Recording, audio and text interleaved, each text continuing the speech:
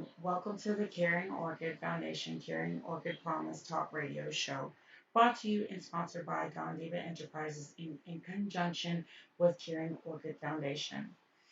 We would like to kick off our Caring Orchid Promise with some good news, charitable updates, opportunities to volunteer, and community initiatives, and more. But today, what we're going to do on this lovely Saturday is to talk about things that will renew you. And part of renewing yourself in dealing with life and having to come to a charity or having to come to people for help is managing stress. Part of that is when you have to manage stress or you have to figure out how to declutter your life from life stresses or things that are causing levels and depths of, I would have to say, trauma, PTSD, or higher levels of stress than what you're used to. It is not easy. It will make you a very volatile person. It will make you feel like there's nobody there to reach out. It will make you feel some type of way like you're going to scream and you can't breathe. I'm here to let you know as a charity owner, and part of the Caring Orchid Promise is to walk you through coachings of times that are going to be hard, stressful for you. So let's talk about it. Here's a good quote about managing stress when it happens. And the reason why I like to go over these type of things is that quotes help you get from one stage or the other. They help you to manage how you feel. They manage the levels and depths that cause you to not grow or get to the next stage or feel stagnated. So the only man or woman who is really free is one who could turn down an invitation to dinner without giving an excuse. So in that, realize that you don't have to be invited to the stress ball that's formulating when you're having to go to a charity or someone say, I need help. The time to relax is when you don't have time for it. So in that, when you're coming to Caring Orchid and you're just like feeling some type of pensive, affirm that I need help. I am in a place where I need to come to someone. I am okay with that I need a helping hand, one caring act at a time. In that, with that quote from Tim Godwin, is that you got to be able to relax even though it's hard to. Eventually, you'll be able to looking back at the times where I allowed the stress or work that I'm going through to get where I want to be at, to stress me and frustrate me in my life. I now realize what I thought was important really was not. The important thing is to renew yourself. Take stock that things ain't great. They're just awful right now. And you have to say to yourself, okay, I'm here. Sit down with one of our specialists, our staff, who's going to be able to say, hey, what are your needs? Whether it's food, whether it's shelter, whether it's a voucher, whether it's help to get a job, whether it's I need a couple of weeks payment so I can stay in my hotel. Reason being is we all need a helping hand.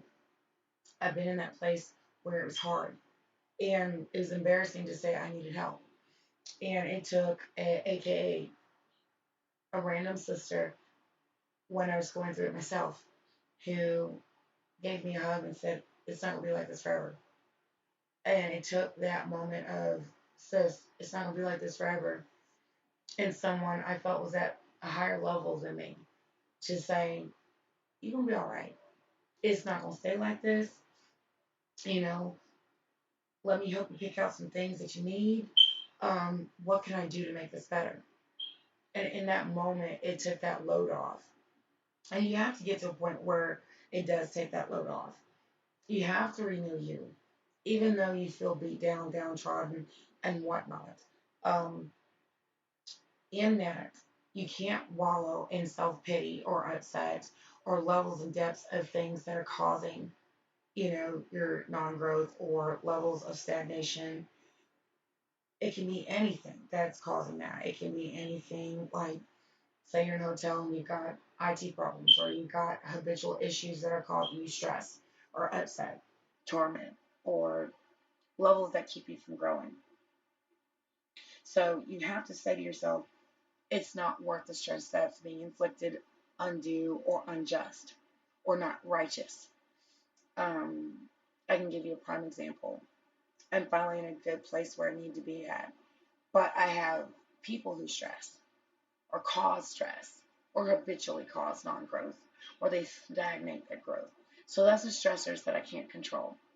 So, in that, when I'm telling you about stress or managing levels of trying to go through that part and renewing yourself, finding a level of forgiveness in that. Forgive yourself for being stressed out. Forgive yourself for being angry in that moment. Forgive yourself because you're having a natural emotion to undo series of unfortunate events or facilitated events. In some of your cases, some of you guys might have been rendered homeless, or you might have ended up losing a job and it changes the dynamics of your finances. You may be in a financially coercive control, abusive situation that you can't get out of, or you may have gone to some levels of help and they're consistent in not helping or facilitating levels of agitation or upset because they're just not the right type of help. Be it law enforcement, be it people in levels of other agencies that you might go to, and you might get the door slammed in your face when you go to those levels and depths and chain of command, or you express, this is stressing me. You may need to divorce. You may have to separate. You may have to file restraining orders. You may have to go through the court system to iron out custody. You may be going through all the things that would stress anybody. But you have to get to that point where you don't allow the stress to own you. You own the stress. You say to yourself, I'm going to take stock. I'm going to take action. I'm going to find out the energy zappers. I'm going to find things that help me renew myself mentally, emotionally, financially. And that's where you come through my doors and you see the specialists that we have on board. And you have to, in this, when I say about stress, is forgiveness. You can't forgive without loving. And I don't mean sentimentally.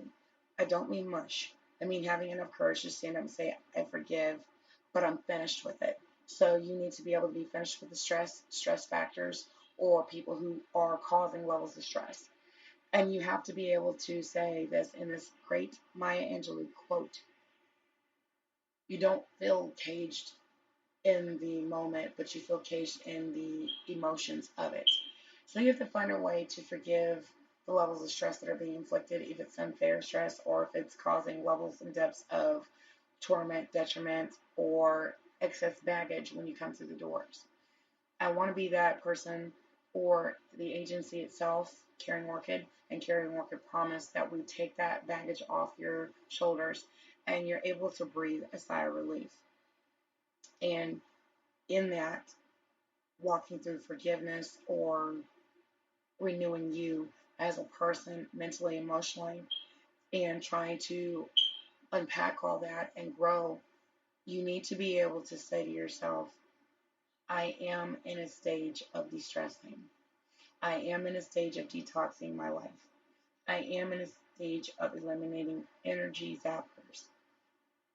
And at that point, you flex the I forgive myself for not forgiving the decisions I made to get here, but I'm going to take that de-stress mode. I'm going to take that managing stress moment. Say to myself, I deserve to get there from here. I deserve to say no. And what I mean by saying no means the buck stops here. Saying no to stress. Saying no to those that habitually inflict stress or cause levels of stress or upset. those that do not want to see you do anything but stress out, be aggravated, unmotivated, incapable of coming through these doors and saying, hey, I'm going through it. I have XYZ 3/4 and 3/4 problem that is habitually stressing me out, or it's causing disorder in my life, chaos in my life, unhappiness in my life, downtroddenness in my life, or levels of I can't forgive in my life. In that, you have to find a way to secure yourself and getting rid of that, erasing those type of people out of your life, or finding ways to come to my doors and say, hey, I can't do this anymore. I need legal ramifications. I need justice, or I need the voucher. I need help getting clothes. I need help getting food. I need shelter. Those are the things that you have to start saying. You take stock of that and finding what's the toxic parts of that. What are the parts that I can eliminate the energy zapping? What parts can I do to give myself a breather that's not going to tax me? That's not going to tax my life. That's not going to drain me. That's not going to habitually cause levels of upset, disorder, chaos, animosity. The things that all happen when you come to see a volunteer, or you have to go to a community initiative out there and you're feeling all kind of embarrassed or something like that. Don't. I've been in your shoes. I know what it feels like. Because at that given moment, it's a moment of, dang, I never thought I would get here. You know, you need to be able to affirm that it's just not great right now. And then on top of that, you need to be able to see yourself in a level of, I'll get there. You've got to be able to brighten up your life, even though it's not so bright. You need to be able to look out that window, see a bright, shining light, and say, I am going to overcome the stressor in my life. And in that, it's literally sitting there talking with the coordinated counselor or volunteer or that community initiative outreach representative. And when I say, how can I brighten your life right now? I want you to be able to take a needs assessment form, make your list, of all the things while you're taking stock of that. While you're sitting up there saying, okay, well, I need food, I need shelter, I need justice, I need a voucher for coaching. I need something to give me a stress relief. And then if you're having marital problems or issues, or you're having to go through a bad breakup, divorce, that you're able to say, those are the things I need. Can you help me? Will you walk me through this? And the reason why I say this is you have to know what you need. And you have to not be afraid to tell someone. I'll give you a prime example. As a charity, I have to have good internet. I have to have good IT. If I don't have that, it doesn't allow me to do what I need to do for you, correct? So, with that, you have to figure out what you can tolerate in your stressful moments, what you can't tolerate, what you should be doing in the here and now, which is you're doing the right thing by coming to me. Professionally and personally saying this is what's not working, this is what's working. You need to be able to outline in your needs assessment what are your frustrations about yourself, your life, those constant stressors, or the things that you need to get to where you can be on your feet. Your desires, your desired outcome, professional and personal, and your feelings in that moment. And then you're going to need to get your key observations there. You're going to need to be able to say to yourself, okay, this is what's working, this is not what's working.